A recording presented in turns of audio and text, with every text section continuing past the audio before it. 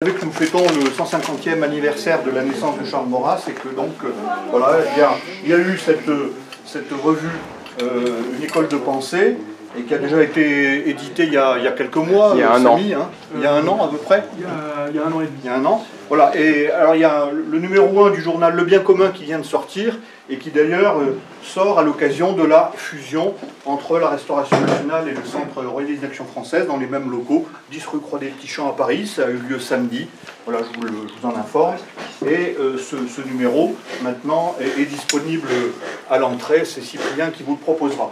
Voilà, dans les événements qui vont venir, le Cercle Algérianiste, donc avec Monique qui est présente parmi nous, propose mardi 4 décembre, donc à 18 h, à l'hôtel Lesdiguières, une conférence de Frédéric Arin, ça se prononce Arimbat. Et le sujet, c'est la question de l'instrumentalisation de l'histoire, regard sur l'histoire coloniale. Voilà, donc ça c'est important à savoir. L'autre petit événement que Jean-Marie m'a signalé, c'est que ceux qui aiment l'orgue, vous savez que l'orgue, l'instrument de Saint-André a été entièrement refait, hein, qu'il est magnifique, et donc il y a un concert d'orgue qui est donné par Yanis Dubois le dimanche 25 novembre à 17 h 30. Et voilà, moi je vous invite d'y aller parce que c'est vraiment un régal. C'est l'organisme de la cathédrale de Lisieux en plus. En plus. Oui, qui traverse la France pour venir donner son concert ici à Grenoble. Voilà. Donc Bach, Mendelssohn, Brahms, voilà, et puis des auteurs un peu moins connus. Voilà, donc le lundi, le lundi 17 décembre, il y aura une conférence de Georges qui est là, et qui va nous parler des sociétés de pensée lors de la Révolution française et les conséquences de ces sociétés de pensée sur la suite de l'histoire de France et d'Europe. Voilà, donc même heure, même lieu, le lundi 17 décembre. En principe, en janvier, nous aurons un Parisien qui va venir et qui publie assez régulièrement des articles dans Politique Magazine et dans la Revue Universelle.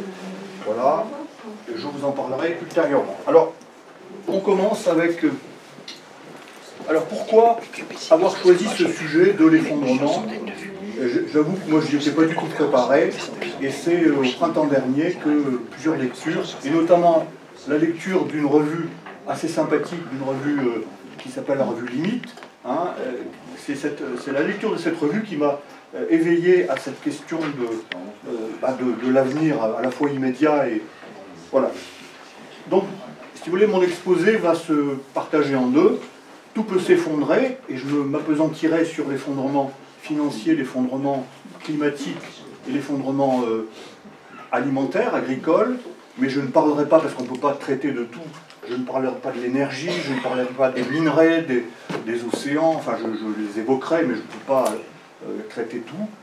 Et puis, dans une deuxième partie, on regardera à la fois quelle attitude adopter face à cet effondrement, quelle attitude d'autres que nous ont déjà commencé d'adopter, et puis comment agir, qu'est-ce que nous dit, par exemple, qu'est-ce que nous disent les grands auteurs, comme bien sûr Charles Maurras, mais aussi des auteurs plus récents, Jacques Ellul, etc. Et également, comment pourrions-nous faire pour vivre cet effondrement et rebondir par le haut, sortir par le haut de cet effondrement. Donc première partie, tout peut s'effondrer. Alors qu'est-ce que c'est qu'un effondrement, hein, c'est un mot voilà, l'autre mot c'est le mot collapsus, hein,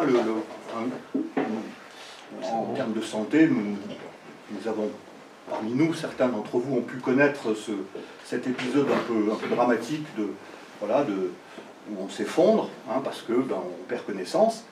Et la définition du collapsus, c'est voilà, qui est tombé d'un seul bloc. Hein, c'est pas quelque chose de lent, c'est pas une dérive progressive, non, c'est un effondrement rapide. Alors, les questions qu'on peut se poser à ce propos, c'est d'abord, que savons-nous de l'état global de notre Terre? Quel est l'état de notre civilisation? Un effondrement des cours de la bourse est-il comparable à un effondrement de la biodiversité? Est-ce qu'on parle de choses comparables? Est-ce que si on pérennise des crises que nous vivons, pardon, est-ce que justement toutes ces crises peuvent nous conduire à un tourbillon irréversible? Jusqu'où cela peut aller? En combien de temps? Est-ce qu'il est possible de vivre un effondrement qui soit civilisé, qui soit pacifique? Et la France, là-dedans, est-ce que la France seule, peut se protéger sans protéger ce qu'il a fait France et en lien avec le reste du monde, et notamment la francophonie?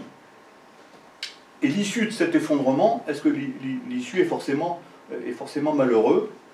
Alors il y a déjà quelqu'un qui avait écrit un article, peut-être que vous l'aviez lu, il y a déjà quand même pas mal d'années, en 2002, hein, pour un catastrophisme éclairé. Donc c'est Jean-Pierre Dupuis, bon, qui est quelqu'un qui enseigne à Polytechnique et à l'université Stanford, et il écrivait « Le temps est venu de mener une réflexion sur le destin apocalyptique de l'humanité.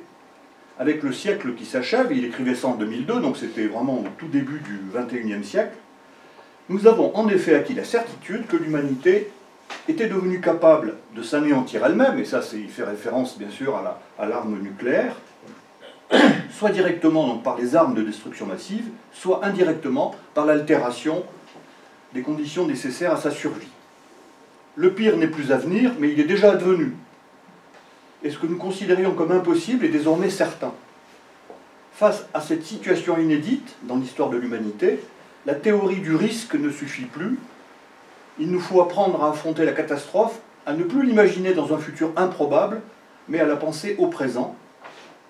Et pourtant, nous refusons de croire à la réalité du danger, même si nous en constatons tous les jours la présence.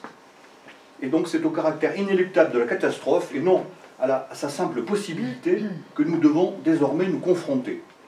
Et il développe dans son ouvrage justement l'idée que c'est en niant cette catastrophe qu'on favorise sa venue, et qu'au contraire, en s'y préparant, on peut bien sûr amortir le choc, mais on peut aussi développer des scénarios qui soient alternatifs.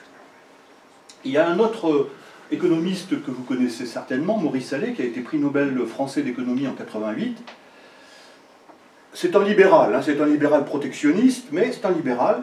Et alors il disait quelque chose qui était, donc en 88, hein, il disait « Toute la construction européenne et tous les traités relatifs à l'économie internationale ont été dictés à leur base par une proposition enseignée et admise sans discussion dans les universités du monde entier.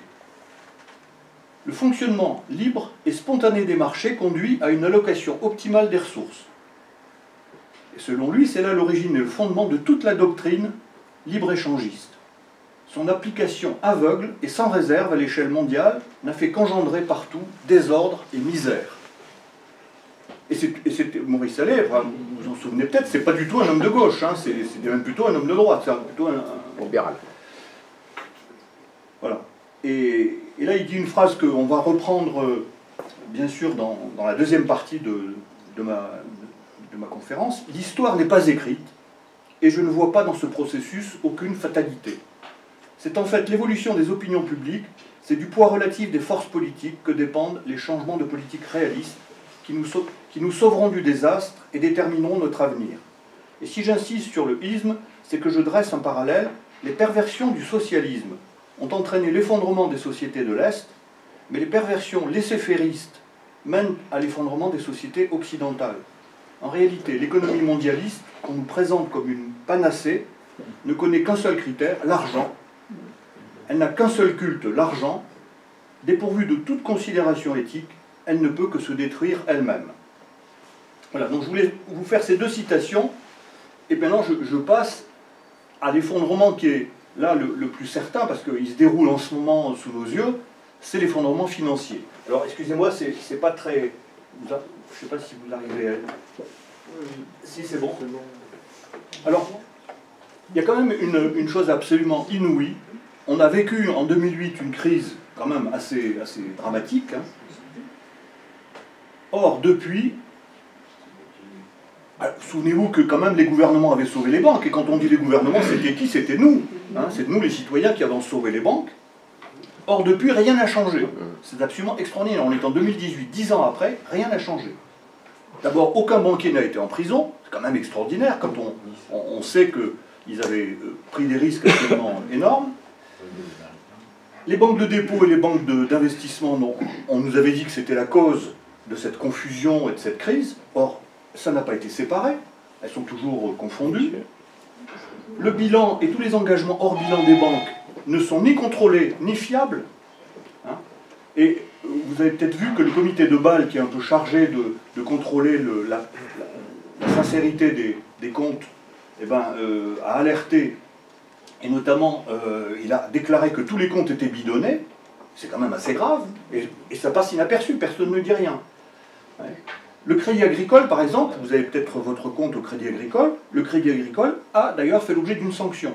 Alors, un peu formelle, mais quand même. Je ne parlerai pas de la Deutsche Bank, qui est vraiment dans une situation au bord de la faillite, et qui a des comptes qui sont faux, quoi, qui sont vraiment faux. Et là aussi, pas de réelle sanction, pas de sanction dissuasive.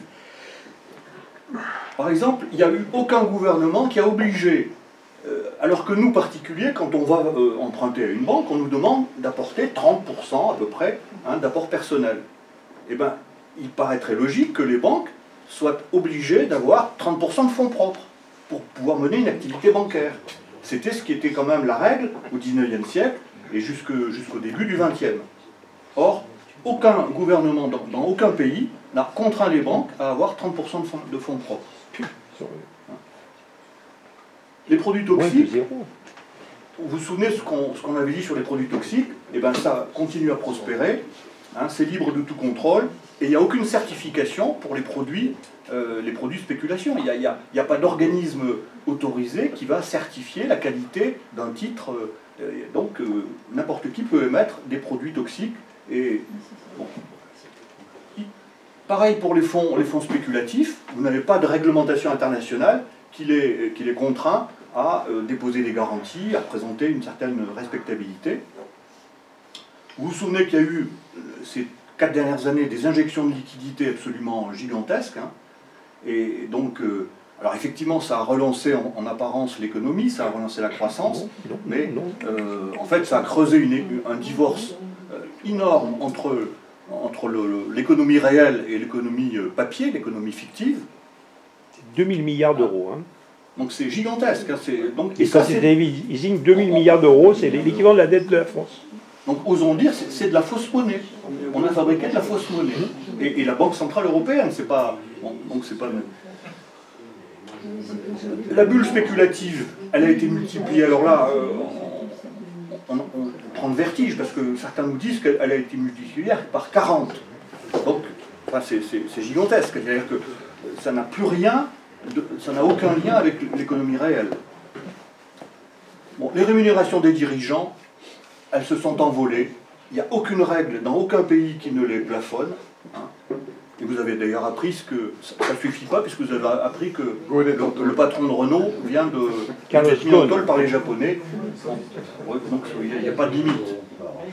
Pour avoir utilisé l'argent de l'entreprise pour son utilisation personnelle. Donc il y a une confusion. Enfin, pour ceux qui parmi vous ont approché des dirigeants, je pense que chez eux, il y a une espèce de confusion entre leur patrimoine et le patrimoine de l'entreprise, mais qu'il ne leur vient même pas à l'idée qu'il faut séparer les deux. Moi je l'ai vécu dans le groupe où j'étais, mais c'est comme ça. Ils se croient dans une situation d'impunité totale, et ils ne se rendent même plus compte que c'est deux choses différentes quand même. Hein. Voilà. Et la révolte fiscale, nous la vivons aujourd'hui en France avec le mouvement des Gilets jaunes. Hein. Peut-être que certains parmi vous ont été bloqués les routes pour manifester leur colère. Mais cette révolte fiscale, elle intervient dans un pays, la France, où l'acceptation à l'impôt était remarquable. On est, avec l'Allemagne, les deux pays où les impôts rentrent le mieux. On est à la fois le pays où les impôts rentrent le mieux et le pays qui épargne le plus. Comme l'Allemagne. Hein. Nous, on est à 15%, les Allemands sont à 14%, mais bon, voilà, on est quand même les bons élèves de la classe. Et voilà à quoi les gouvernements successifs, et notamment Macron, arrivent, c'est à provoquer une jacquerie et une révolte fiscale. Voilà. Et là aussi, il y a une réforme qui quand même serait simple, et elle est préconisée quand même par de plus en plus d'économistes, qui seraient dire, ben, supprimons tous les impôts, impôts sur le revenu, etc., ne créons un seul prélèvement, un prélèvement sur les paiements électroniques, et il suffirait de 0,2% de prélèvement pour récolter suffisamment d'argent, et ça permettrait justement de soumettre à l'impôt aussi bien les entreprises, les particuliers, les Français, les étrangers, etc. Mais bon, ça se heurte à des résistances. Certains d'entre vous connaissent peut-être Marc Chenet, hein, qui est un défenseur de cette... voilà. En tout cas, ce qui est certain, c'est qu'une correction boursière doit intervenir, elle est inévitable, et on estime à peu près à 50% la chute logique, hein, des valeurs boursières, pour arriver à quelque chose qui soit un peu plus proche de la réalité. Bon, donc si parmi vous certains ont encore des titres comme des actions, ben c'est vrai qu'aujourd'hui c'est quand même très risqué. Par ailleurs, dans le monde, il est bien certain que c'est l'Europe qui est le plus exposée, et on le sait, c'est les pays du Sud, hein, c'est l'Italie, la France, l'Espagne qui sont... voilà. Donc l'effondrement financier, c'est vrai qu'on en parle depuis quelque temps, on se dit, le plus tard sera le mieux, sauf que là maintenant, il va quand même falloir payer.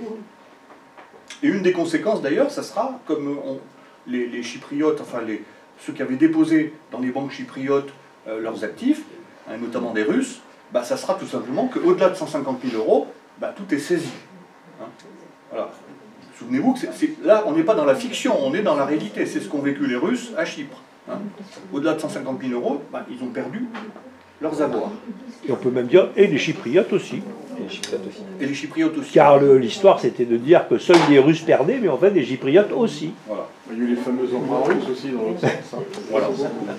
Alors, j'aborde un autre sujet, mais je donnerai aussi la parole aux 3% de scientifiques qui sont pas convaincus par le dérèglement du climat. Ils sont que 3%, mais ils méritent quand même d'être cités, donc on le verra après.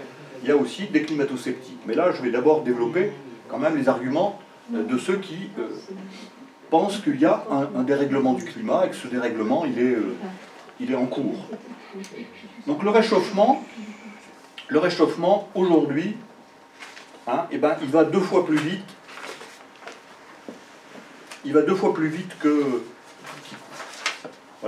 toutes les prévisions les plus pessimistes, les plus alarmées, notamment par le fameux GIEC, le fameux groupe d'experts intergouvernemental sur l'évolution du climat, donc qui a publié un 5e rapport en 2015.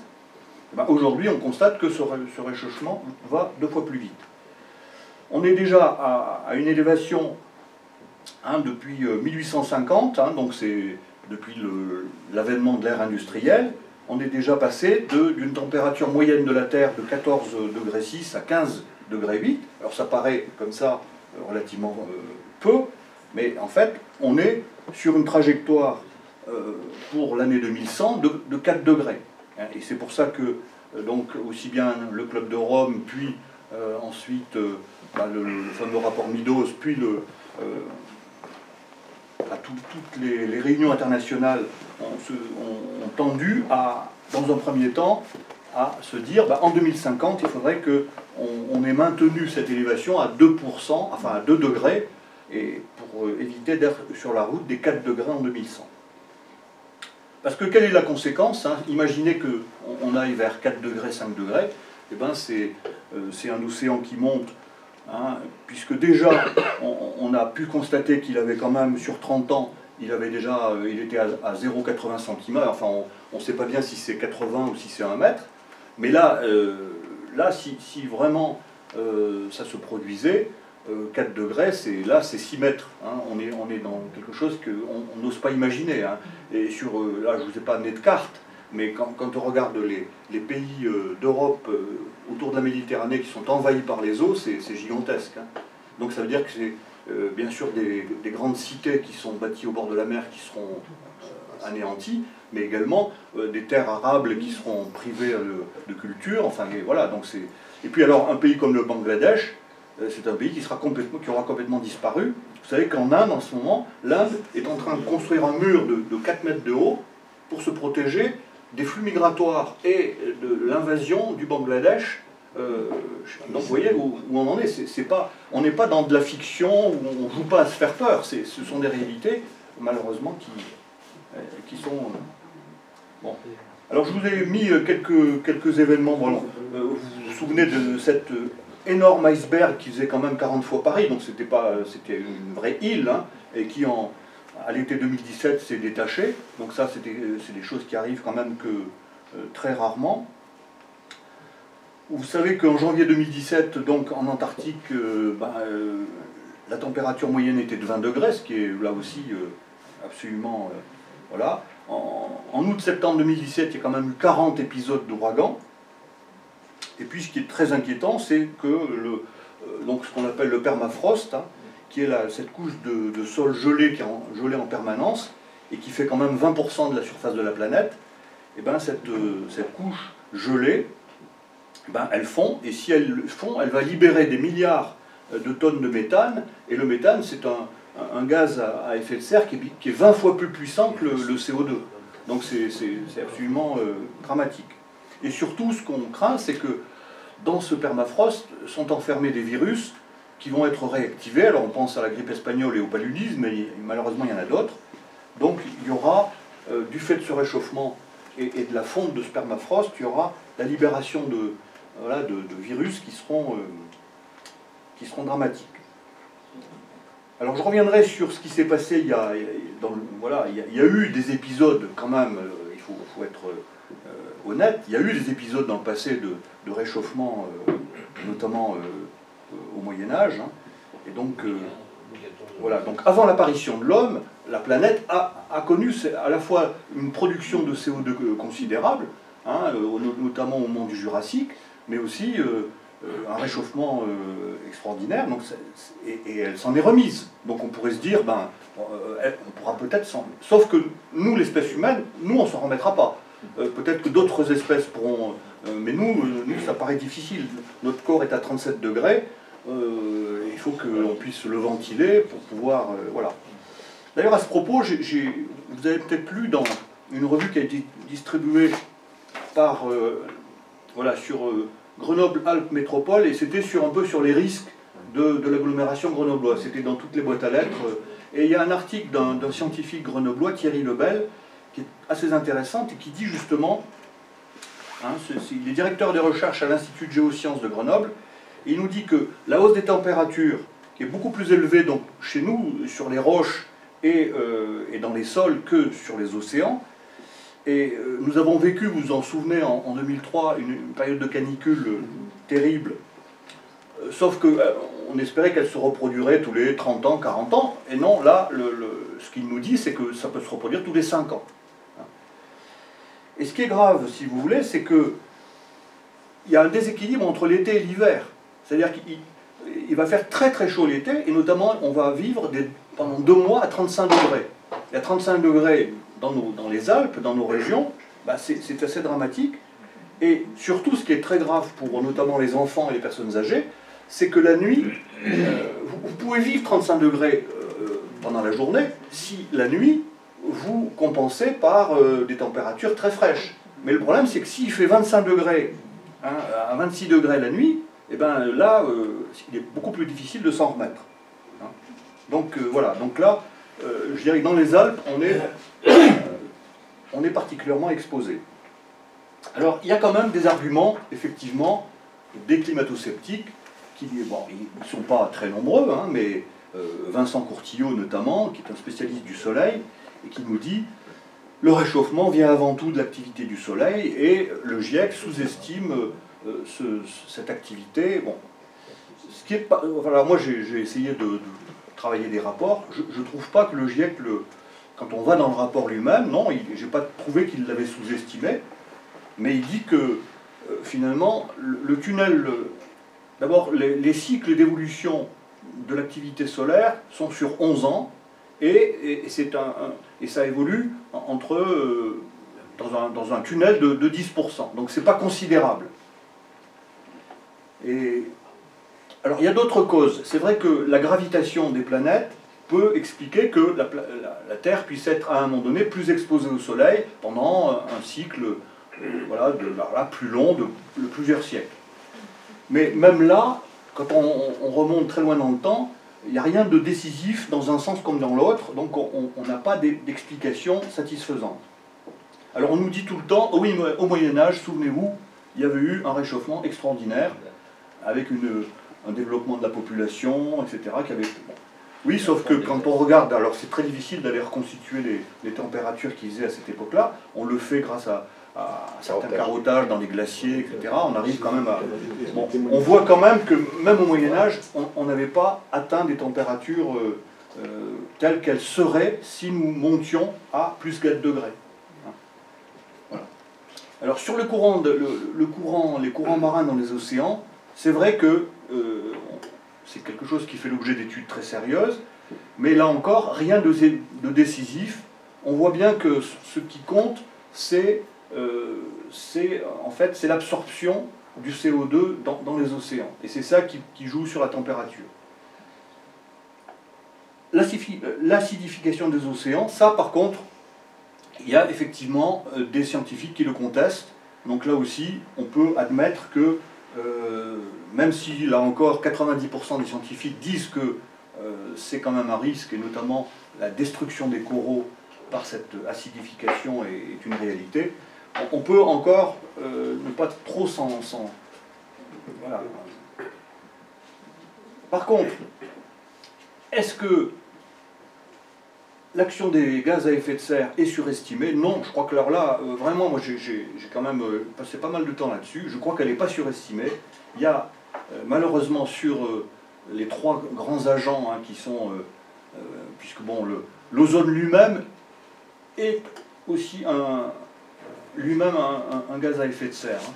Mais bon, comme il a tendance à réduire, c'est pas lui qui est en cause. Les 3 agents qui sont en cause, c'est l'azote, c'est le méthane et c'est surtout le CO2. Enfin, le méthane, potentiellement, il est bien plus dangereux encore que le CO2.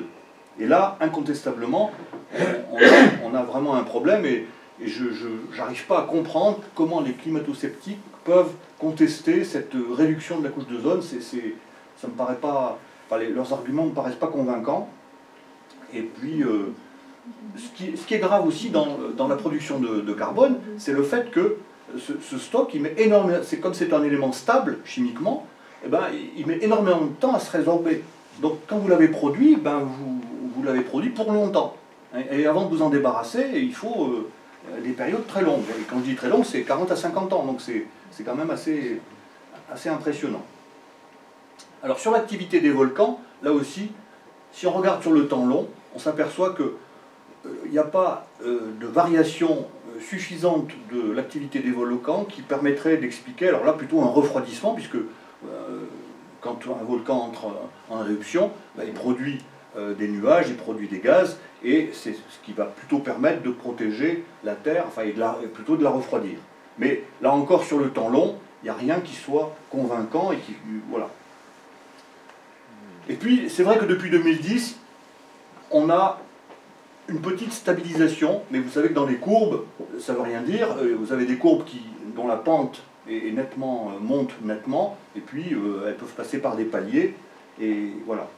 En tout cas, si vous êtes quand même climato-sceptique, il y a effectivement un site où vous pouvez trouver des informations qui s'appelle Climato-réaliste, et voilà, pour être honnête, il faut en rendre compte.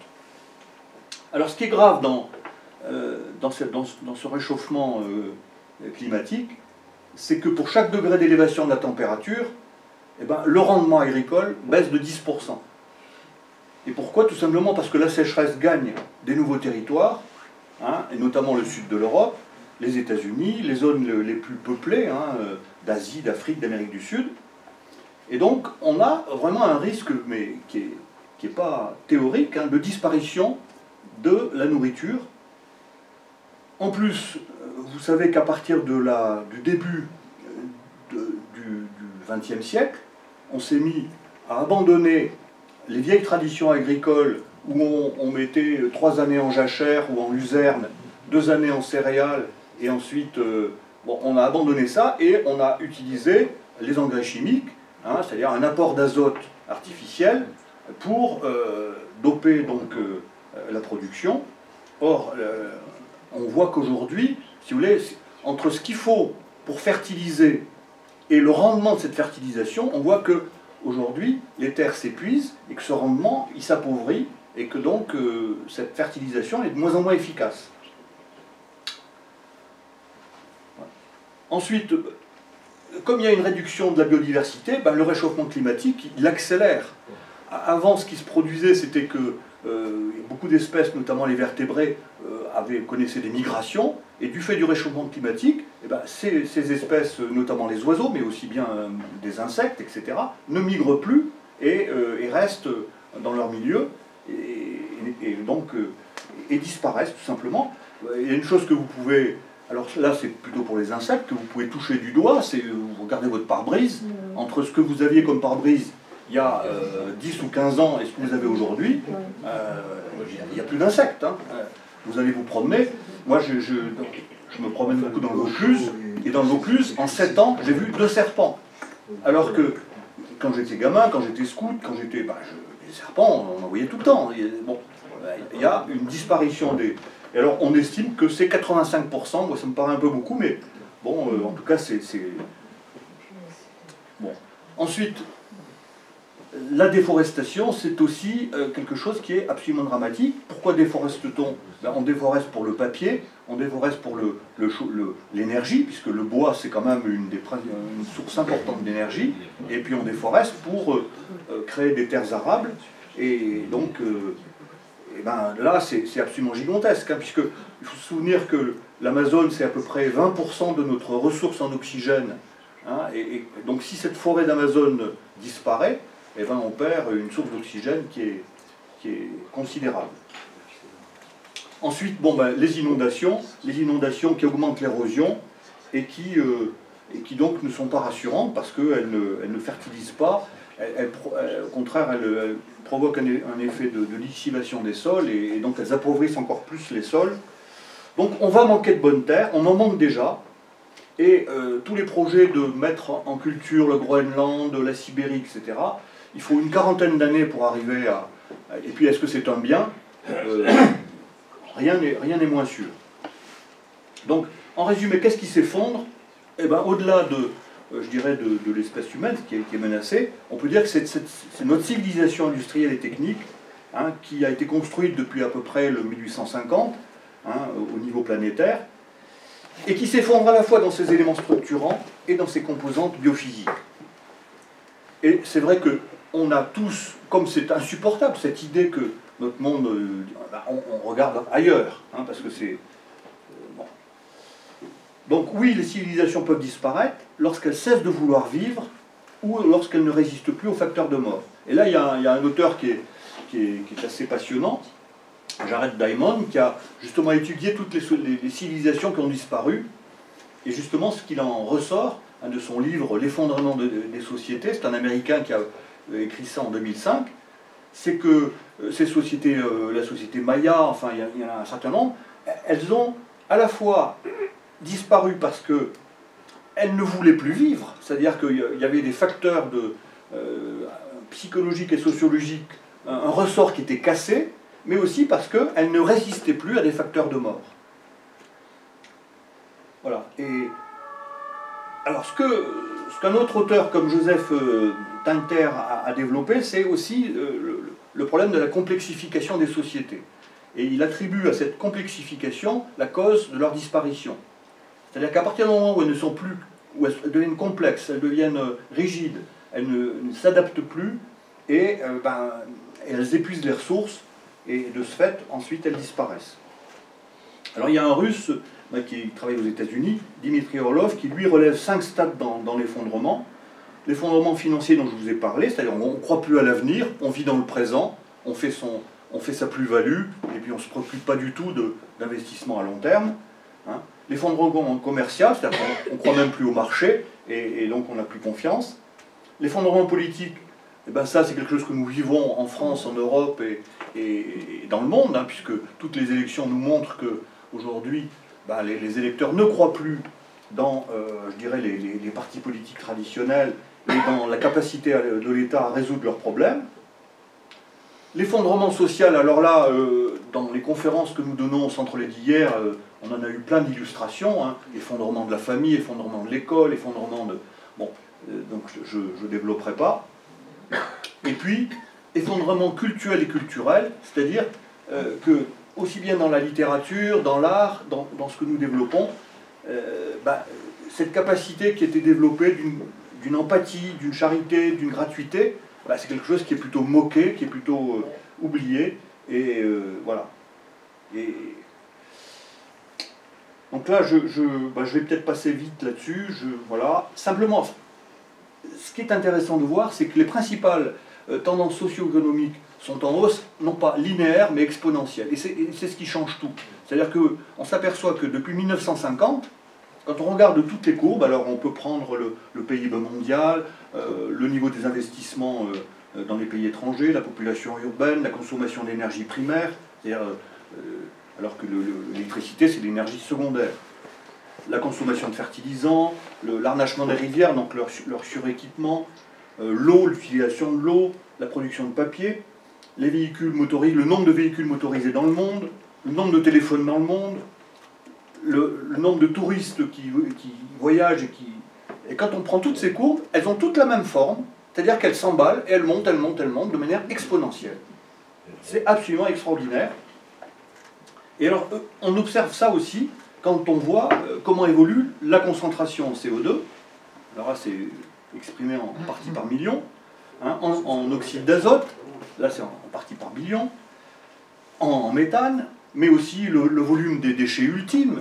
Ce qui est absolument frappant, consternant, c'est que toutes ces courbes, vous les mettez toutes en chiffres et elles évoluent toutes de manière exponentielle. Alors vous pouvez la capture des poissons, bien sûr, voilà, enfin tout y passe, la perte des forêts tropicales, tout ça, on peut le mettre en chiffres et ensuite on regarde comment ces données évoluent. C'est absolument effrayant. Il y a vraiment de quoi dire, c'est que c'est exponentiel. Donc on se dit, il va y avoir un pic. On est dans un monde fini, on n'est pas dans un monde infini, hein, il y a des ressources qui sont limitées, il y a un moment ça va s'arrêter. Hein. Voilà. Donc il y a des limites. Et c'est là que j'ai été frappé par cette revue, la revue Limite, hein, qui est une revue d'écologie intégrale, mais plutôt catholique, hein, et plutôt de droite. C'est que, même si elle donne la parole à des opposants ou à des gens de gauche, mais elle est quand même très intelligente et elle redécouvre cette notion de limite. Voilà. Et je crois que c'est le point commun aujourd'hui à la fois des scientifiques et des hommes de science, enfin des hommes qui pensent un peu, c'est qu'on redécouvre cette notion de limite. Hein, et face à cette accélération du temps, hein, à l'effacement des distances grâce à la mobilité que nous vivons, eh ben on voit que la limite, c'est quand même la clé de la sagesse, hein, et que les civilisations qui ont su vivre et prospérer, c'est celles qui s'étaient donné des limites et qui avaient des frontières qu'elles ne transgressaient pas, alors qu'aujourd'hui, on le voit bien dans tous les domaines, il y a plus de frontières, il n'y a plus de limites, on se croit autorisé à tout, et on se croit possesseur de toutes ces ressources. Voilà. Donc une poursuite après l'infini de la matière et de la création dans un monde qui est fini nous condamne à la chute. Donc on peut penser que ce pic, il va ensuite être suivi d'un écroulement, d'un effondrement. Et donc, parce qu'il y a une chose qu'il faut avoir en tête, c'est cette notion de flux et de stock. Hein. Tant qu'on est dans une économie circulaire où on ne puise que dans les flux qui, eux, se renouvellent, on peut se dire que là, on est sage et qu'on est raisonnable et qu'il va y avoir un renouvellement. Mais à partir du moment où, depuis le début du XXe siècle, on a tapé dans les stocks, c'est sûr que les stocks, ils ne se renouvellent pas. Et je ne parle pas seulement des énergies fossiles, mais des terres rares, des matières premières. Par exemple, le cobalt, aujourd'hui, on est en train d'imaginer d'aller au fin fond des océans, mais vraiment très profond, parce qu'on sait qu'on n'aura plus de cobalt. Et si on n'a plus de cobalt, on n'aura plus de téléphone. Enfin, il y a énormément de composants électroniques qui ont besoin de cobalt, et voilà, c'est...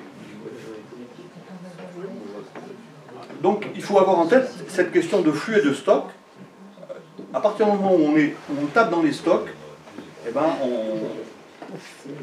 on va à la catastrophe. Alors, il y a effectivement un livre qui est assez passionnant, hein, de Pablo Servigne et de Raphaël Stevens, Comment tout peut s'effondrer. Voilà, qui est... Bon, c'est pas un homme de droite, hein, mais tout ce qu'il dit est quand même très intéressant.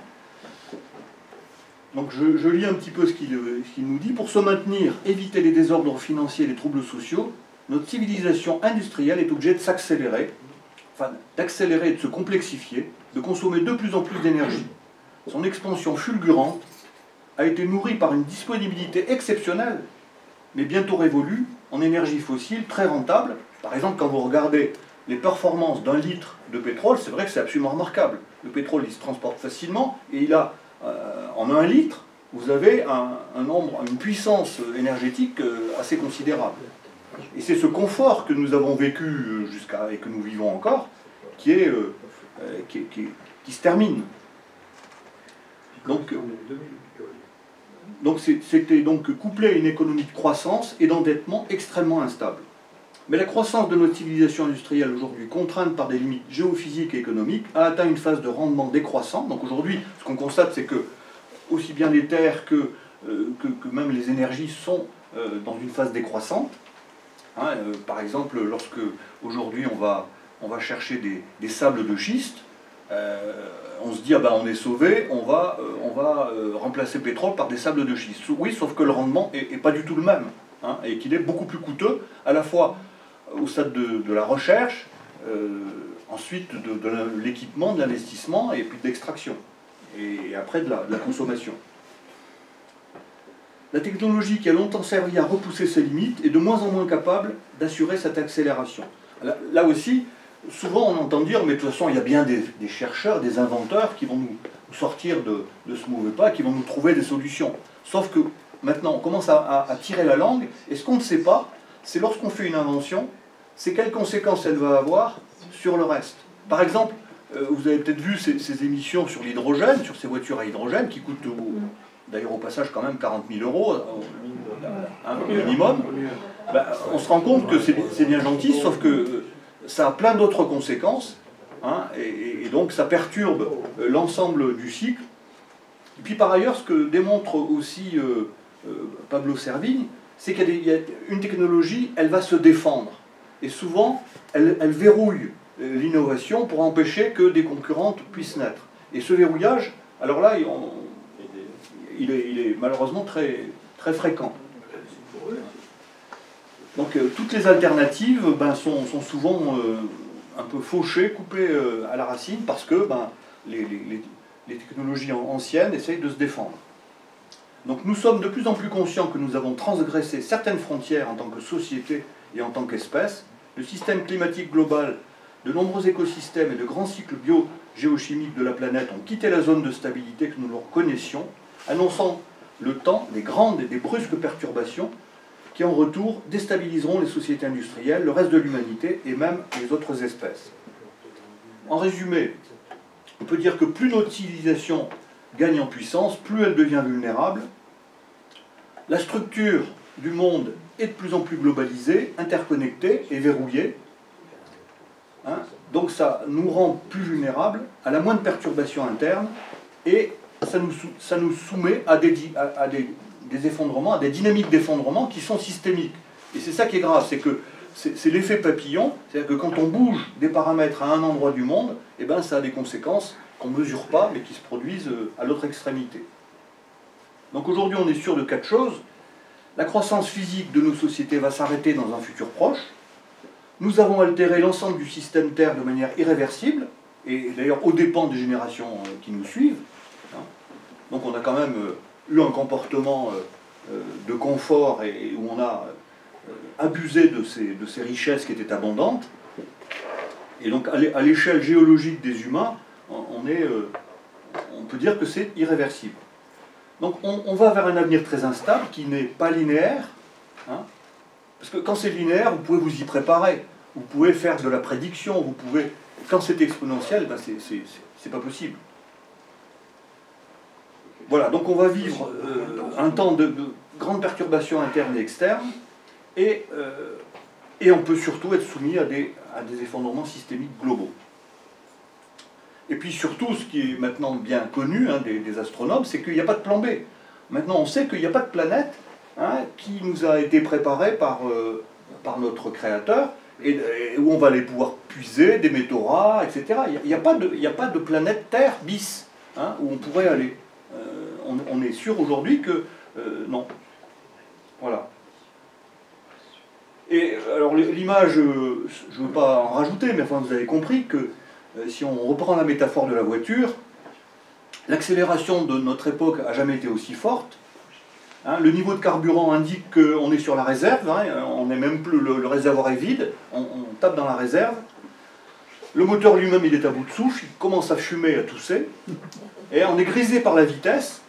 On a quitté la piste balisée, on dévale avec aucune visibilité une pente qui est truffée d'obstacles, que ce soit les finances, que ce soit... Enfin, il y a plein d'obstacles sur notre route. Il y a quand même quelques passagers qui se rendent compte que ça ne va pas, mais le conducteur, lui, continue à appuyer sur le champignon parce qu'il ne sait pas faire autrement, et voilà. Alors tout ça, effectivement, ensuite, quand cet effondrement peut-il se produire? Est-ce que c'est demain matin? Vous savez que certains collapsologues, ceux qui travaillent ce sujet, disent que c'est 2020, l'année fatidique. D'autres parlent de 2030. Cyril Dion, lui, il dit, mais non, mais ça a déjà commencé. On y est. Donc, pour lui, c'est déjà tard. L'horizon qui a le plus d'adeptes, c'est plutôt l'horizon 2100. Donc on se dit, oulala, ça va, je ne serai plus là, voilà, je suis tranquille. Enfin, 2100 pour nos successeurs, pour nos enfants, nos petits-enfants, c'est proche. Alors, est-ce que cet effondrement va se faire par un effet de domino en cascade, ou est-ce que ça va se faire par stade, ou bien comme une avalanche? Vous voyez que un peu le problème de l'avalanche, c'est une toute petite perturbation en amont fait que tout s'écroule et qu'on ne peut rien y opposer. Et là, souvenons-nous quand même des épisodes qui se sont produits, mais là, il y a 1 an, 2 ans, en Angleterre, vous vous souvenez, c'était je crois en 2017 ou en 2016, il y avait eu un blocage, il y avait eu une grève dans les transports, et elle n'avait pas duré longtemps, elle n'avait duré qu'1 semaine. Donc on se dit, grève des transports en Angleterre, 1 semaine, sauf qu'en 1 semaine, le pays a été bloqué, mais vraiment bloqué. Donc on a, sous une forme un peu miniature, ce qui peut se produire aussi en France. C'est-à-dire que si on a aujourd'hui un blocage des routes d'1 semaine, eh bien c'est absolument... ça peut entraîner un effondrement, par exemple, de l'approvisionnement des hôpitaux, dans des... Voilà, parce que... Pourquoi?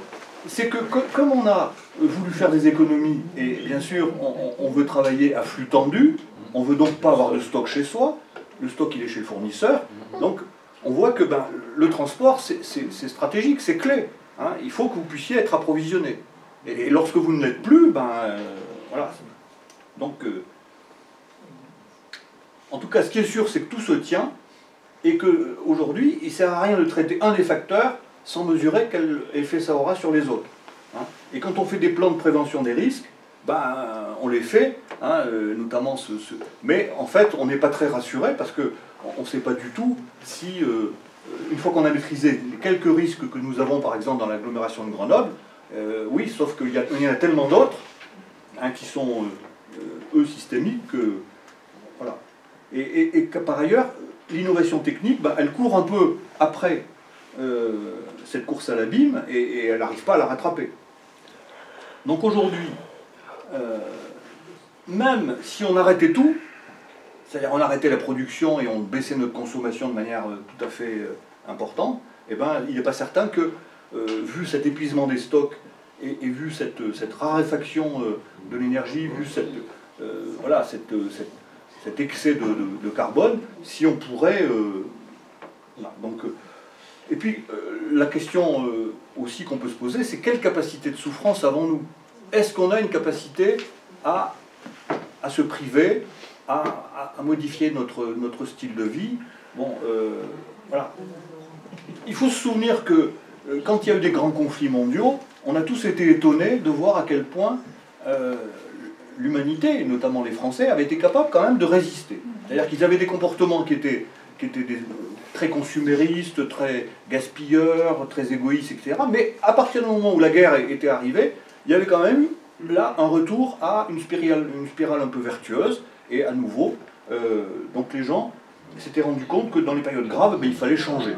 Donc on peut... Alors, face à ce tableau que je vous ai dressé, il y a plusieurs attitudes, et on va essayer de les regarder. Alors, il y a le sauve qui peut.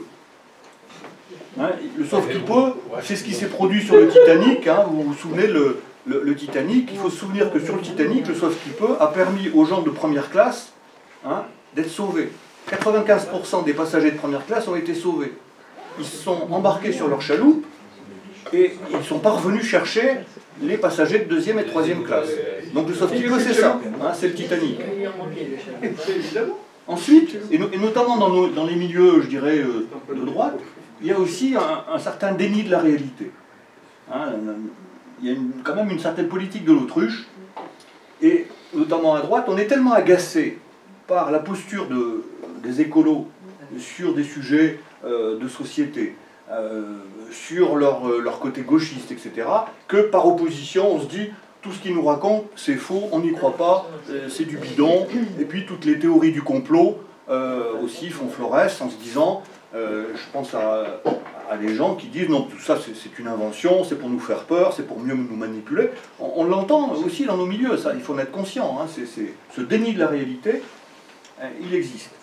Ensuite, il y a un autre groupe de personnes qui sont des survivalistes. Eux, ce qu'ils se disent, c'est tout est foutu, hein, ce qu'il faut, c'est échapper au désastre. Donc, on se serre très fort, on se tient chaud, on est dans l'entre-soi, et puis on essaye de courber le dos, et puis ça passera. Et voilà. Et donc ça existe, hein, il y a vraiment des gens qui veulent un peu comme les Amish, hein, retourner. Et c'est vrai que quand vous regardez les Amish, ça marche. Oui. Vous allez dans les sociétés Amish, ça marche en apparence. Hein. Donc on se dit, mais pourquoi pas faire comme eux? Pourquoi pas survivre?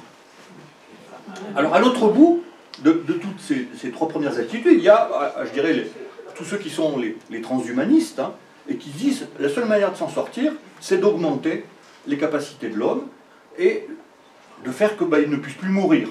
Hein. Et donc certains patrons des GAFA financent chez leurs employés toutes ces solutions, hein, pour... L'autre attitude, c'est la culpabilité, c'est le suicide autoréalisateur, hein, avec des relents malthusiens. Hein, c'est, voilà, il faut se résigner et s'endormir.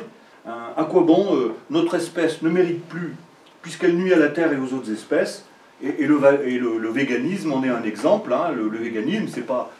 malheureusement, enfin, je ne sais pas si autour de vous, vous avez des jeunes qui sont véganes, mais c'est quelque chose, quoi. C'est vraiment ne plus du tout consommer de produits animaux, y compris le cuir, y compris... voilà, c'est... Et c'est l'antispécisme, c'est-à-dire qu'il n'y a plus de différence entre l'espèce humaine et les espèces animales. Ensuite, il y a la théorie enfin la posture qui a le plus de succès dans les grandes sociétés, dans les gouvernements. On nous parle de développement durable, on nous parle de croissance verte, hein, et notamment, je ne sais pas si vous l'avez entendu sur France Culture, Luc Ferry, il est absolument extraordinaire. Il a toujours cette religion du progrès technique, et il croit qu'on va pouvoir concilier modernité et voilà, il le défend. Hein. Donc, alors on nous parle de la COP21, la transition énergétique, mais quand on voit ce qu'il en sort et à quelle vitesse ensuite les quelques décisions qui sont préconisées se traduisent dans les faits, on se dit mais c'est pas à la hauteur de l'enjeu.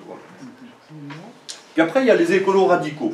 Alors les écolos radicaux sont ceux qui entrent en résistance. C'est pas trop nos copains parce que souvent on les a en face de soi, hein, c'est souvent des gens d'extrême gauche, etc.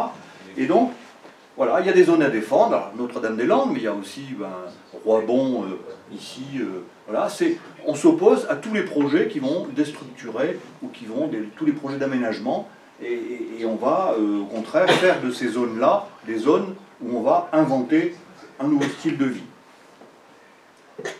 Voilà. Alors, ensuite, parmi eux, il y en a qui sont des décroissants immédiats et durables. C'est-à-dire qui veulent, et brutaux, hein, qui disent... alors Yves Cochet, c'est donc un élu écolo qui a été ministre, hein, souvenez-vous, et donc qui est dans la région de Lyon. Voilà, c'est quelqu'un qui dit que pour lui, ce qu'il faut, c'est réduire en fait, passer de 100 à 10, donc de 10 fois notre consommation et notre production. Et il faut le faire brutalement, parce que sinon on ne le fera jamais. Hein. Et donc, pour lui, il faut stopper net le pillage des stocks et se convertir tout de suite à un autre style de vie. Et à l'opposé de Yves Cochet, il y a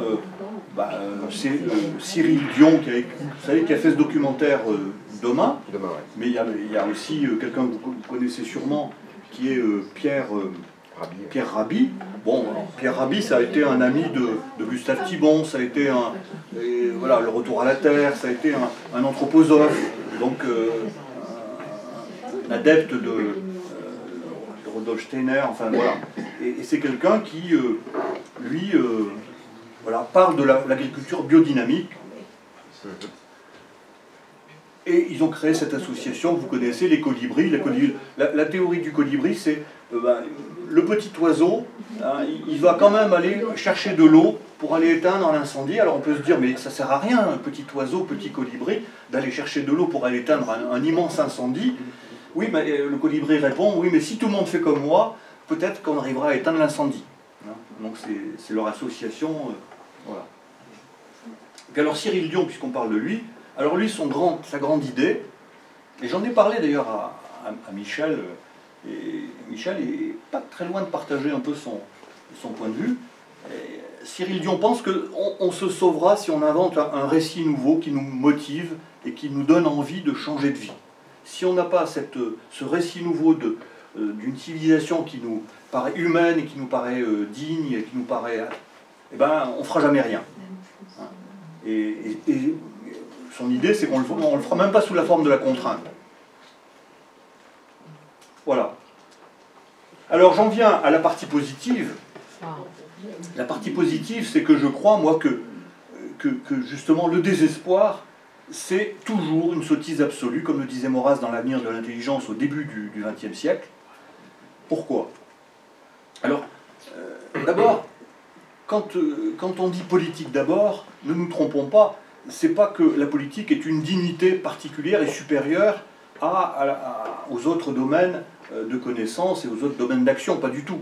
Simplement, ce qui est dit dans politique d'abord, c'est que dans l'ordre des moyens, eh ben, on ne peut pas construire une société plus juste où les richesses soient mieux réparties, où les ressources ne soient pas épuisées, si on continue d'être avec un régime, avec des institutions qui nous bombardent. Donc il faut instaurer dans chaque pays, et pour nous la France, un cadre institutionnel qui soit simple et qui soit ajusté. Ajusté à la fois au génie de notre communauté nationale, mais qui soit aussi, qui permette une gouvernance humaine et sereine. Et nous, ce que nous défendons, c'est qu'à partir du moment où on recrée une autorité en haut et des libertés en bas, on peut s'en sortir, parce que la solution, elle est à la fois globale et elle est à la fois locale. Et c'est ce que, d'ailleurs, dans le petit manuel de résistance contemporaine de Cyril Dion, c'est ce qu'il dit, il faut agir au niveau global et au niveau local. Quand on regarde ce que Cyril Dion nous parle, qu'est-ce qu'il envisage au niveau global? Il ne croit plus du tout aux institutions internationales.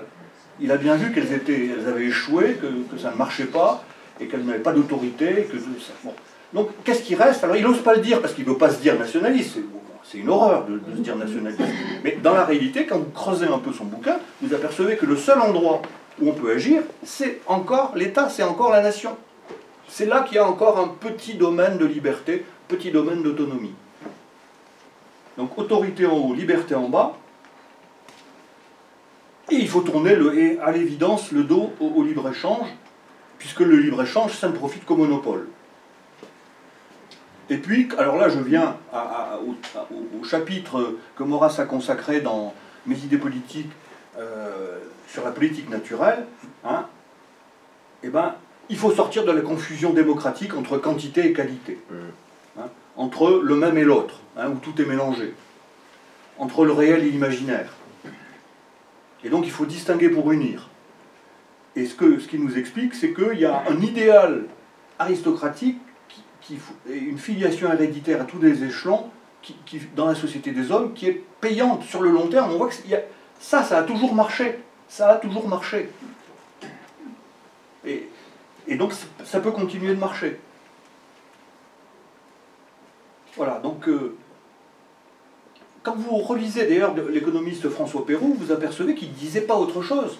Hein, lorsqu'il parlait de l'interdépendance des nations, c'est exactement ce qu'il disait. C'est-à-dire que, certes, la France peut être indépendante, mais elle sera interdépendante de ses voisins et bien sûr des pays avec lesquels elle entretient des liens.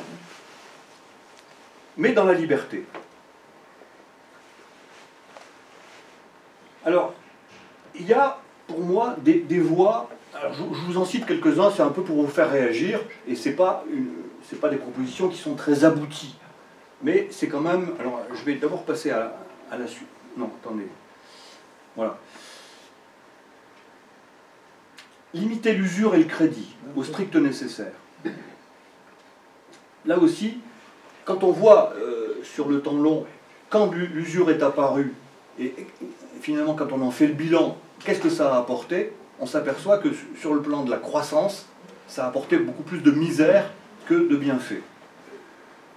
Et on n'est pas condamné à ce qu'il y ait forcément des taux d'intérêt qui soient pris lorsqu'on fait une opération je te prête et tu me rembourseras. Ça n'est pas du tout une fatalité dans l'histoire. Il y a eu des sociétés qui ont fonctionné sans ça. Donc on peut se reposer la question, est-ce que c'est une fatalité qu'il y ait un intérêt qui soit pris dans la mesure où le risque, puisque ce qu'on nous dit souvent à propos de l'intérêt dans un prêt, c'est que ça rémunère un risque. Mais à partir du moment où le risque a été minimisé, est-ce qu'il n'est pas à ce moment-là quasiment nul, et est-ce qu'il existe? D'ailleurs, dans la société Amish, il n'y a pas de prêt à intérêt, ça n'existe pas. De même que les Amish ne s'assurent pas. C'est la société Amish qui assure tout le monde. Donc on voit qu'il y a donc dans le marketing et dans la communication, et je pense que ça nous avait été expliqué lors de la dernière conférence, souvenons-nous, par Nadia, il y a un grand mensonge parce que les consommateurs que nous sommes sont aussi des producteurs et c'est à eux d'aller s'informer de manière positive, d'aller prendre l'information au lieu qu'on la leur digère et qu'on la leur livre toute cuite et toute digérée. L'autre élément de progrès, c'est l'action en coopération. On voit que, par exemple, les coopératives agricoles, qui ont quand même connu leur heure de gloire, hein, elles se sont détériorées à partir du moment où, justement, elles se sont mises à prêter de l'argent, à avoir une activité bancaire, à spéculer, à jouer sur le cours des matières premières. Et donc, elles ont perdu les racines de leur histoire. Et finalement, le secret des coopératives agricoles, c'était qu'un homme, une voix. Hein, quelle que soit la surface, c'était un homme, une voix. Et ça avait une puissance, c'est que les gens, ils savaient de quoi ils parlaient, et les petits pouvaient être écoutés autant que les gros. Mais ça s'est dégradé dans les années, là aussi, dans les années 50, et aujourd'hui, la FNSEA, c'est devenu une énorme administration, et dans laquelle plus personne n'a voix au chapitre. Donc, on voit que l'agir en coopération est possible. On peut être autant en complémentarité qu'en concurrence. Et donc cet esprit de guerre civile que la société capitalistique actuelle nous propose, eh ben c'est un fléau dans nos familles et dans notre nation. Et donc je pense que la coopération locale, les liens charnels de proximité, ben, ils sont payants. Faire confiance au bon sens de chacun et à sa sagesse, c'est possible. Hein. Il est possible, je crois, enfin, que chacun réinvente un peu son travail. Et moi, je l'ai vécu en tant que directeur des ressources humaines. Chaque fois qu'on a fait des tests, qu'on a laissé des équipes s'auto-organiser, elles nous donnaient une rentabilité, une productivité qui était bien supérieure à ce qu'on aurait pu obtenir avec une organisation très taylorienne, etc. Laissez les gens avoir de l'imagination, vous apporter leurs bonnes idées, et vous serez payé de retour, à l'évidence. Donc, cette confiance qu'on peut avoir dans les gens, elle est réelle. Ensuite, c'est vrai qu'il faudra qu'on passe par de l'humilité, de la sobriété. Il faut savoir, par exemple, sur le plan alimentaire, que normalement, on a un besoin de 60 grammes de protéines sous toutes ses formes par jour. Hein, c'est notre besoin. Or, en France, on est à 120 grammes. On est au double de notre besoin naturel. Hein. Et quand on regarde ensuite la répartition de notre consommation, vous savez qu'il y a 3 sortes de protéines. Il y a les protéines qui viennent des céréales, les protéines qui viennent des légumineuses, et celles qui viennent des protéines animales, et dont le lait en fait partie. Et bien nous, le problème, c'est qu'on est complètement déséquilibré. On surconsomme des protéines animales, et on ne consomme pas assez des autres protéines. Donc il faut qu'on réduise, et qu'on en vienne à un régime alimentaire qui soit sobre, et c'est possible. Et notamment, ça mettra fin à l'obésité, parce que quand on regarde l'obésité, on se moque des Américains qui sont obèses, mais on prend leur chemin. Hein. Enfin, vous le voyez dans les rues, quoi. C'est visible. Hein. Et puis, bon, toutes les statistiques de la santé le montrent. Voilà. Et donc, ce qu'on peut concevoir au niveau territorial et dans le temps, c'est aussi une organisation qui soit un peu alvéolaire, un peu comme une ruche, et où on ait des interfaces qu'on maîtrise bien, et où on puisse consommer et produire localement. Et ça, c'est des choses qu'on peut tester. Et la France, d'ailleurs, là, il faut reconnaître qu'elle a quand même un certain génie, parce que quand on voit comment la Chine, la Russie et les USA ont épuisé leur sol, et comment en France, on est quand même en train de réagir, et on est en train, malgré tout, de se rendre compte qu'il faut à nouveau réaccoupler en quelque sorte l'élevage de bétail et la culture des céréales, eh ben, ça prouve qu'on bouge. Il y a quand même des gens qui, en ce moment, sont en train de nous proposer des schémas de production locale, et où tous les animaux qui avaient été concentrés en Bretagne ou dans certaines zones d'élevage vont être à nouveau répartis sur tout le territoire de la France, de manière à ce qu'une exploitation de la brie, par exemple, hein, puisse avoir, pendant les 3 années où les champs seront en luzerne, puisse, au lieu d'aller commander du soja en Amérique du Sud, prendre la luzerne des champs. Et ça paraît bête comme tout, c'est ce que tous nos anciens faisaient, mais on le redécouvre. Donc voilà, soyons-en heureux. On redécouvre des choses qui sont évidentes, mais qu'on a oubliées. Et puis, bon, ce qu'il faut aussi faire, c'est démondialiser, relocaliser la proximité, l'échelle humaine. Le petit est beau, hein, disait Ivan Illich ou Jacques Ellul, et ça reste... voilà. Alors, tout désespoir en politique est une sottise absolue, c'est aussi ce que, souvenons-nous, ce qu'avait développé un auteur qui a beaucoup de prestige en Angleterre et en Italie, pas tellement en France, mais que nos amis de limite connaissent bien, c'est l'écrivain anglais Chesterton. Il a développé une proposition qui est très simple, et qui est, alors il appelle ça, d'un mot un peu compliqué, le distributisme, donc c'est pas très joli comme mot, mais son idée c'est de distribuer naturellement les responsabilités et la propriété. C'est-à-dire qu'à partir du moment où la propriété est distribuée, les gens sont plus responsables, ils gèrent mieux leurs ressources et leurs moyens en fonction de leurs talents, et ça participe, dans l'idée de Chesterton, ça participe de l'incarnation. C'est-à-dire que quand nous désincarnons et que nous avons finalement une propriété qui est sur des actifs immatériels, sur des choses qui sont théoriques, qui sont virtuelles, eh ben, on ne vit plus cette incarnation. Quand en revanche on est propriétaire de son outil de travail, de son temps, de son espace, et on est responsable et on va être donc plus économe on va penser à la génération d'après. Voilà, c'est des choses qui nous paraissent évidentes, mais que Chesterton a bien développé et qui aujourd'hui sont repris par pas mal de penseurs, notamment en Italie. Bon, Hans Jonas avait, lui, développé l'éthique de la responsabilité. Donc il s'était notamment opposé à Kant. Et voilà. Jacques Ellul, alors ça c'est vraiment l'auteur le plus central, qui lui parle d'habiter la Terre et une habitation sage et paisible. Alors il l'a développé dans plein de domaines. Et puis on a à Lyon un auteur qui est assez passionnant, et c'est la transition avec ensuite l'encyclique, c'est Pierre-Yves Gomez. Pierre-Yves Gomez est un économiste donc lyonnais, catholique, et qui lui, justement, propose une voie qui soit entre le capitalisme et le socialisme. Alors attendez, je vais essayer de... Voilà. Donc pour lui, voilà, il refuse l'idée qu'il y ait une société qui soit un système. Il a raison, il dit concevoir une société comme un système, c'est pas forcément lui rendre service, et c'est même la déshumaniser. Donc voilà, il a comme axe de vivre un paradoxe et d'accepter ce paradoxe de l'existence humaine, qui est de vivre l'espace et le temps de manière incarnée, de manière, oui, par moments dramatique, mais de manière humaine, donc de manière modérée, sage et prudente. Et j'en viens donc aux enseignements des papes.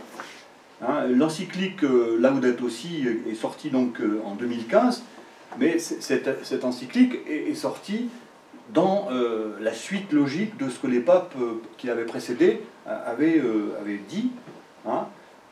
Et la grande idée qui en sort, bon, je passe sur tous les chapitres où il traite de la création, voilà, où il s'inspire de Saint François d'Assise, etc., qui sont des pages très belles, mais ce sur quoi je veux attirer votre attention, c'est le fait que l'idée originale, c'est comment il utilise l'option préférentielle pour les pauvres que vous trouvez dans la doctrine sociale de l'Église, comment il l'utilise comme point d'application. Pour lui, justement, il dit c'est en sauvant les plus vulnérables que nous sauverons l'humanité. C'est-à-dire, si on s'intéresse aux plus petits, eh bien, tout le monde va être sauvé. Alors que si, au contraire, on imagine comme Macron que c'est en enrichissant les plus riches que ça va ruisseler vers les plus pauvres et qu'on va pouvoir tirer tout le monde vers le haut, eh bien, ça ne se passe pas comme ça. L'espèce humaine est ainsi faite que, malheureusement, l'égoïsme est trop fort et que... Voilà. Donc, et là, c'est vrai que le pape François nous dérange et nous bouscule, parce que c'est vrai qu'il dit, mais intéressons-nous aux plus faibles d'entre nous, et si on les sauve eux, vous verrez que tout le monde sera sauvé. On se dit, oui, mais attends, à quel prix? En tout cas, ce qui est certain, c'est que cette doctrine sociale de l'Église, dans cette encyclique, elle éclaire vraiment d'un jour à la fois universel et salvateur, qui est notre horizon humain, qui est quand même tragique. On sait bien qu'on est tous voilà, appelés à vivre et à mourir, et voilà, ça fait partie de la vie. Mais voilà, donc on est confronté à cette destruction possible de la planète dans le temps présent, et ça, on peut trouver dans la doctrine sociale de l'Église, un principe simple, par exemple, la destination universelle des biens. Parce qu'après tout, qu'est-ce qui légitime quelqu'un qui a du pétrole dans son champ de l'exploiter de manière illimitée? Juridiquement, rien. Ça se serait passé sous l'Ancien Régime, ça n'aurait pas été possible. Souvenons-nous que sous l'Ancien Régime, le roi avait un droit éminent, et que lorsque vous étiez possesseur d'une mine, eh bien vous deviez demander la permission d'exploiter votre mine, et puis vous deviez respecter des règles, et vous n'aviez pas le droit d'aller trop loin dans l'exploitation de ces mines. Et c'est pour ça qu'on a créé en France le service des mines. Le service des mines, c'est une création de l'Ancien Régime, c'est pas une création de la République, et c'était pour contrôler l'abus qui pourrait être fait de la propriété. La propriété, elle a ses limites. Mon voisin dit que c'est le cas actuellement. Bien sûr, évidemment. Oui, on a une législation. Le sous-sol qui appartient pas. Voilà, absolument.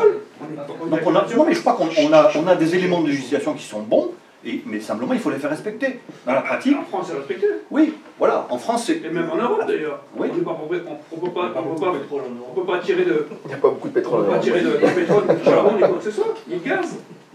Donc c'est ce principe qu'il faut essayer de défendre, y compris à travers le monde, pour éviter que les gens pillent les ressources, et voilà.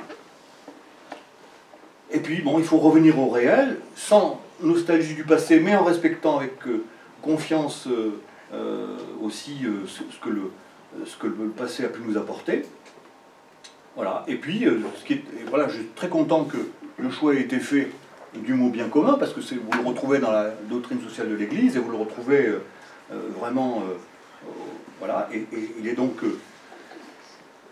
donc important qu'on rejette cette civilisation du déchet, et cette dimension un peu quantitative, voilà, qu'on revienne à la qualité, et puis qu'on fasse confiance à, justement, oui, certes, l'homme est égoïste, il est égocentré, mais il est aussi capable d'altruisme, il est aussi capable voilà, de charité, et il faut jouer sur ces deux réalités, sans romantisme, sans tomber dans l'irénisme et en croyant que l'amour va... Non, je crois que c'est vrai que par moments, dans l'encyclique, il y a des moments où il y a quelques phrases un peu lyriques de notre pape, et on peut le comprendre, mais non, je crois que les intérêts bien compris de chacun peuvent permettre par moments quand même d'être altruiste, d'être charitable, et c'est l'intérêt de... Il y a un auteur d'ailleurs qui l'a bien développé, c'est Michel Serres. Michel Serres, il a bien développé cette figure du paysan qui délimite son champ, il le cultive, et il a compris que son intérêt c'était aussi qu'il soit solidaire de ce qui se faisait dans le champ d'à côté, parce que ça peut l'atteindre, ça peut le toucher. Voilà. Donc nous pouvons agir. Nous, au Centre Lédiguer, on peut dire que l'effondrement en cours, il ne nous surprend pas vraiment. Nous avons par 1000 signes, nous avons pointé 1000 signes sur le champ politique, le champ sociétal, le champ culturel, le champ bioéthique, le champ religieux. On a alerté nos contemporains. Donc je dirais que dans cette assemblée, souvenons-nous de toutes les conférences que nous avons eues ici, on n'a pas arrêté de le dire, tout ça. Donc je pense que vous ne le découvrez pas.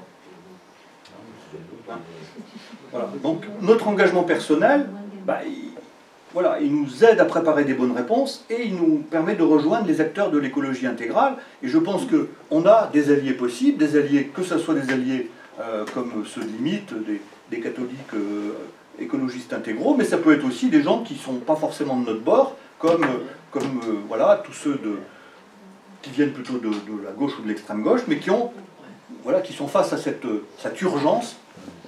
Et donc on peut les rejoindre, ou ils peuvent nous rejoindre.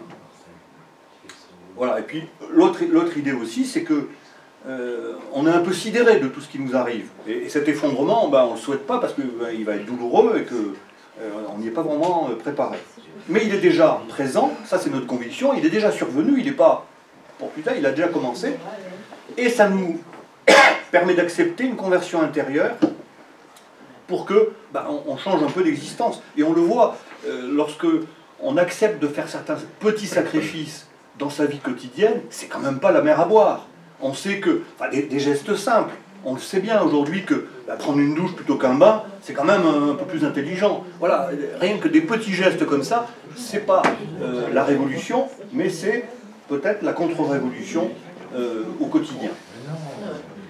Donc la petite flamme de l'espérance, elle demeure quand même allumée en nous, elle est bien vivante, et surtout ce qui est important, c'est d'aller vers les combats essentiels et pas les combats secondaires. Voilà. Et en tout cas, si on ne le fait pas pour nous, parce qu'après tout on pourrait se dire, nous c'est fini, voilà, on peut quand même le faire pour nos enfants, et donc ne pas insulter l'avenir. Voilà. Donc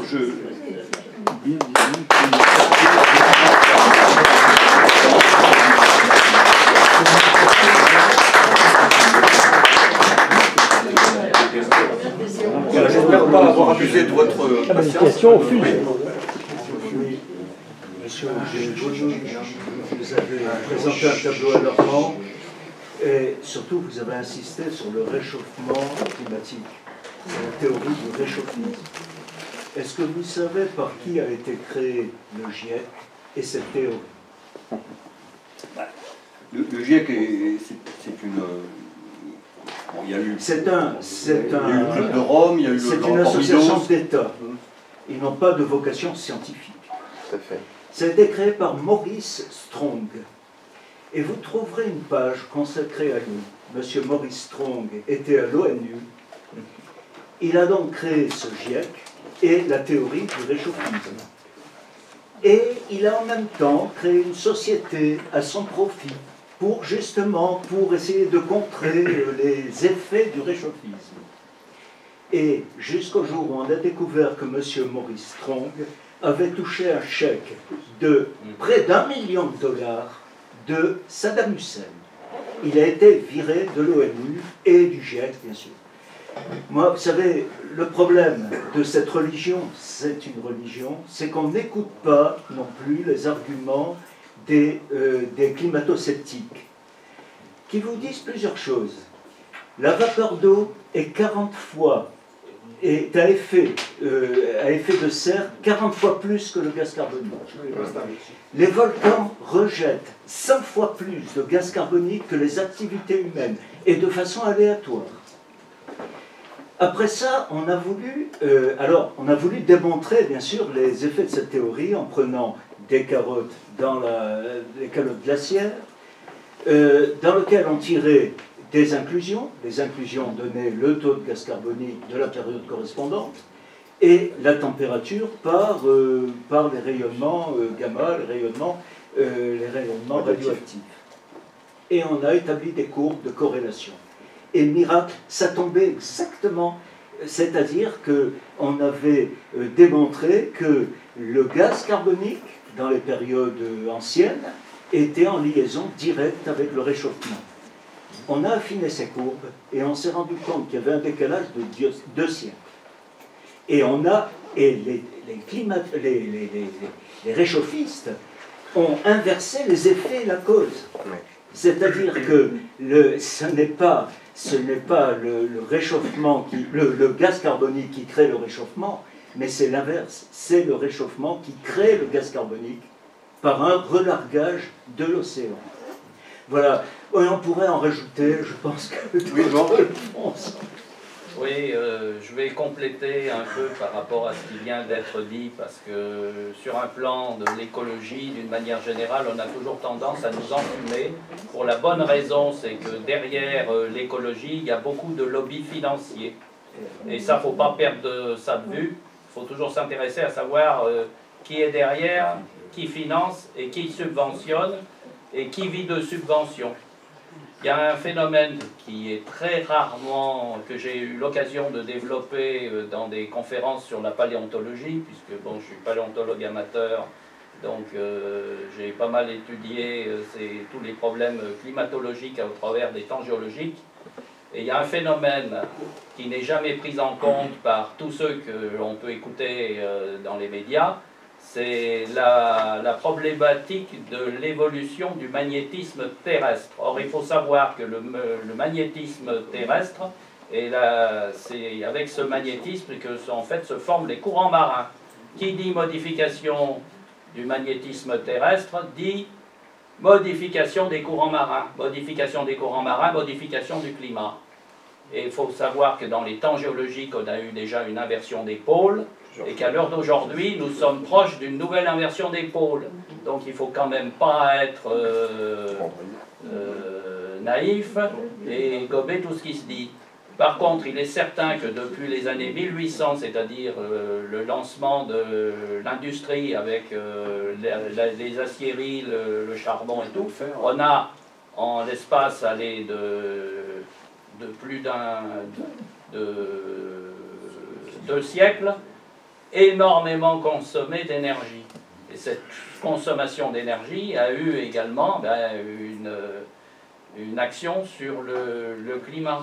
Mais le climat, il faut quand même se rendre compte d'une chose, c'est qu'il ne faut pas raisonner uniquement à l'échelle humaine, il faut raisonner à l'échelle du temps, des temps géologiques. le climat, il y a eu toujours d'énormes variations de climat avec des séries de catastrophes qui se sont succédées dans tous les étages de l'échelle géologique. Hein.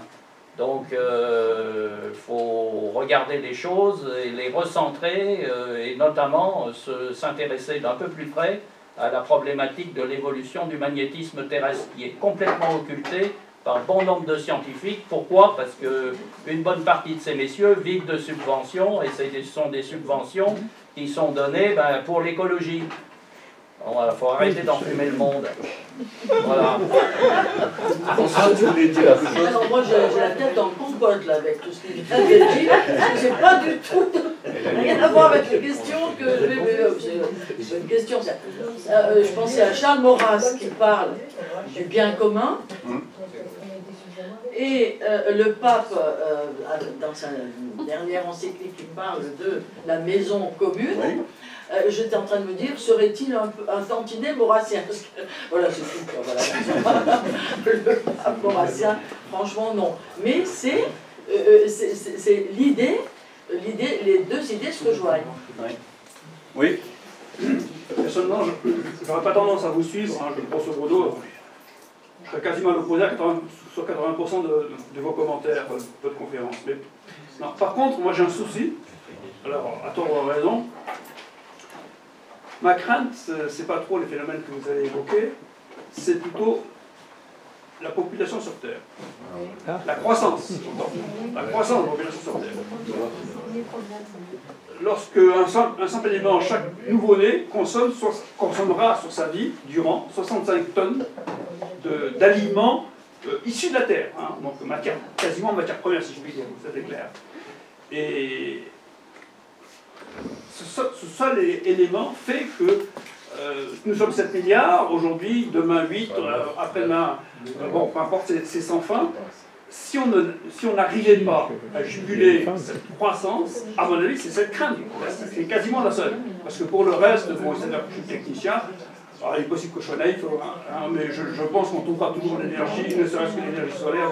Il n'y a pas le fameux Bitcoin hein, que les écologistes dont les écologistes nous ont rabattu les oreilles, il était situé en l'an 2000. Hein.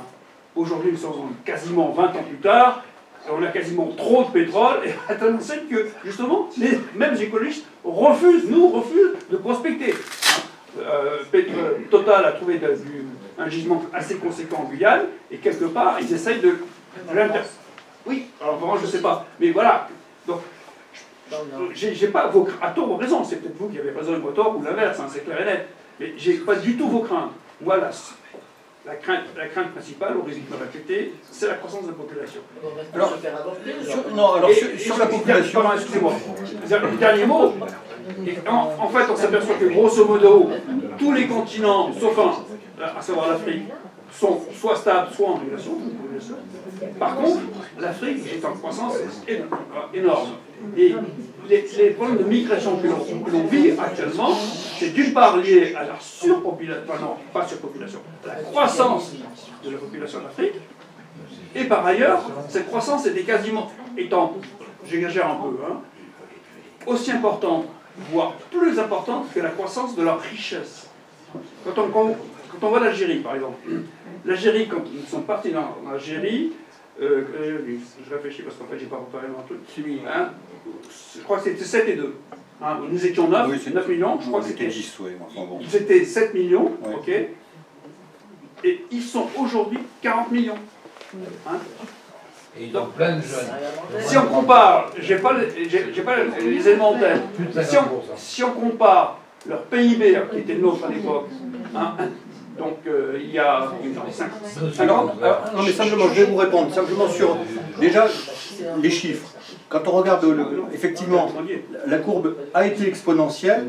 En revanche, maintenant, toutes les projections montrent que on va se stabiliser à 10 milliards de voilà. Qu'est-ce qui fait ça? Eh ben, ce sont les chiffres, justement. Par exemple, dans les sociétés musulmanes, on s'aperçoit qu'aujourd'hui, le nombre d'enfants par famille est retombé à 5 enfants par famille, alors qu'il était monté à un pic qui était supérieur. Oui, mais pourquoi? Ce qui est intéressant, c'est pourquoi. C'est que les mariages entre cousins sont en train de disparaître. C'est-à-dire que chez les musulmans, il y a un phénomène qui est absolument étonnant, c'est que ils se mariaient tout le temps entre cousins, c'était vraiment une habitude.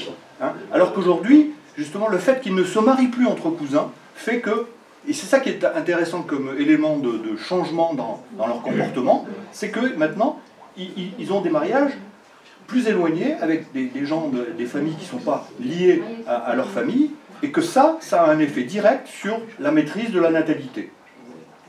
Et aujourd'hui, ils sont à 5, mais ils vont probablement petit à petit descendre.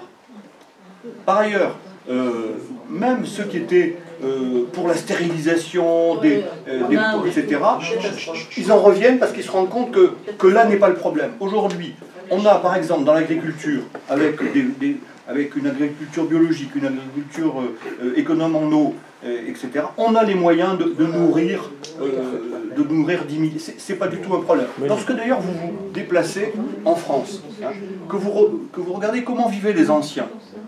Moi je parcours le Vaucluse en long, en large, en travers à pied, mais ils vivaient en hauteur. Ils vivaient dans des restants qui vivaient en hauteur, ils ne vivaient pas dans les plaines.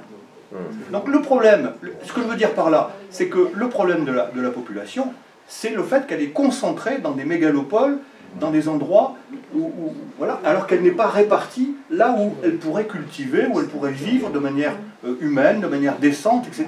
Ce qui ne va pas, si vous voulez, c'est la mauvaise utilisation de l'espace, alors qu'il y a des espaces dans le monde qui sont des espaces cultivables, avec des terres arables, et où on pourrait parfaitement vivre. Et notamment en France. En France, vous avez toute une diagonale en France qui est un désert.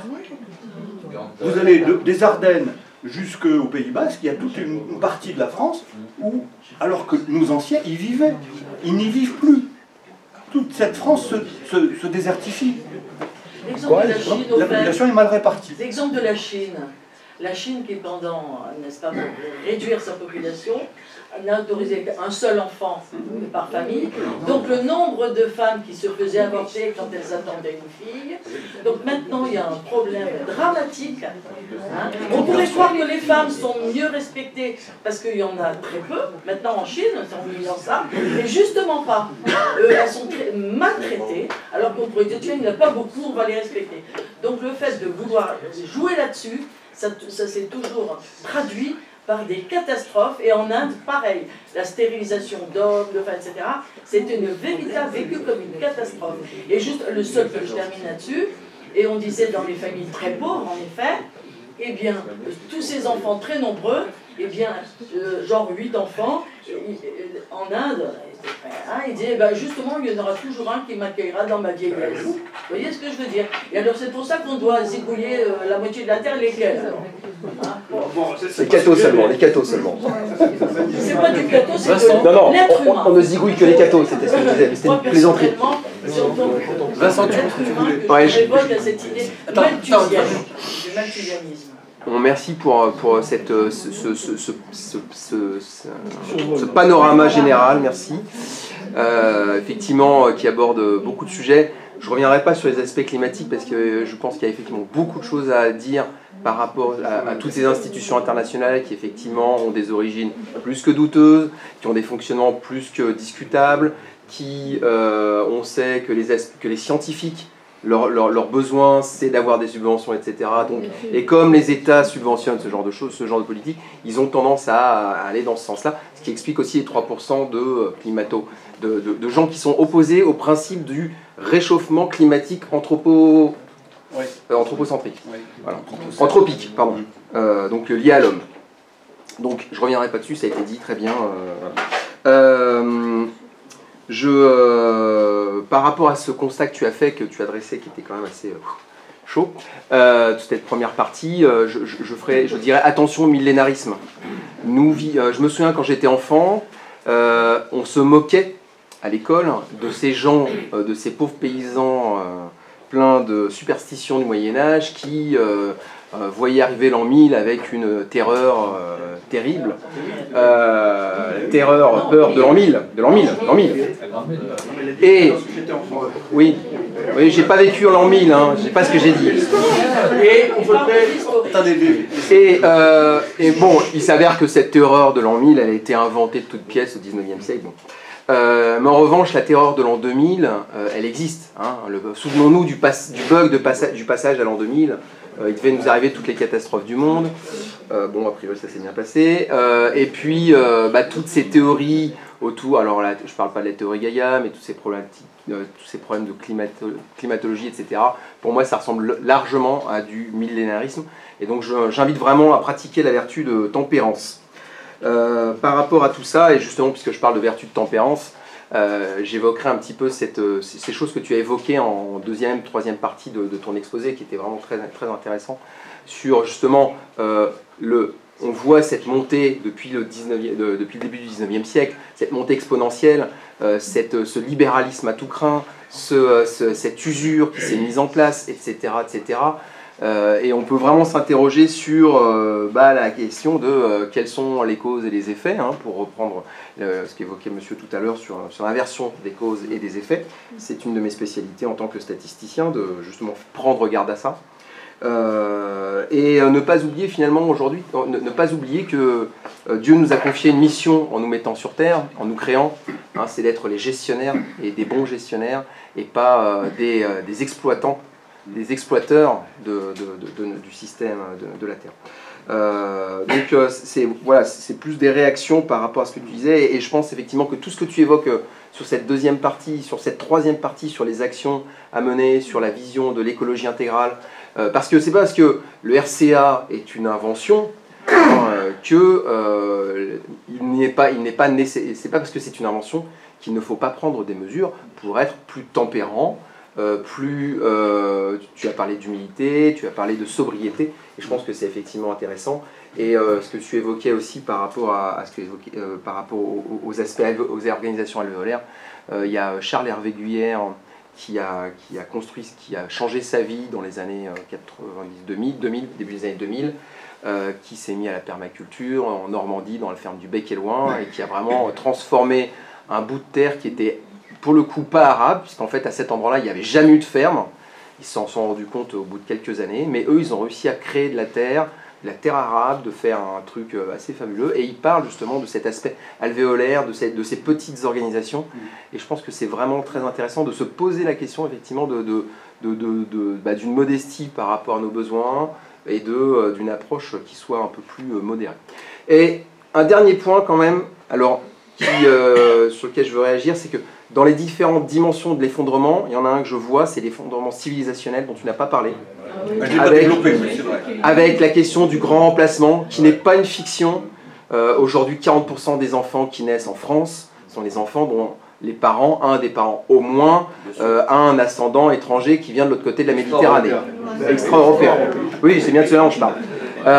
Ce qui ne pose pas, je ne dis pas dans le même sens que tu disais André, hein, je pense qu'il y a effectivement, comme tu le disais, pas de problème pour nourrir 10 milliards de personnes, peut-être même 20 milliards, justement, avec des approches tempérées, on peut avoir des choses qui sont vraiment efficaces.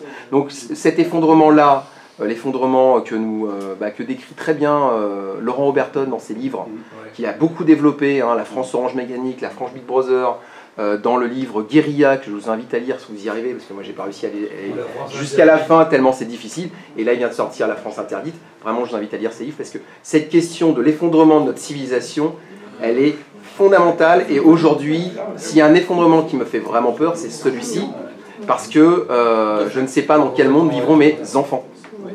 Voilà. Merci Vincent, mais moi pour conclure, je voulais simplement justement vous dire que ce que je vous ai proposé, ce ne sont pas des convictions, ce sont des questions que je me pose, et j'ai pas la prétention d'avoir la réponse à tout, hein, donc c'est un sujet sur lequel on reviendra et qu'il faut travailler. Et vous n'aurez pas le grand châtiment, la grande punition qui va nous tomber dessus, c'est tout, c'est ça? Merci.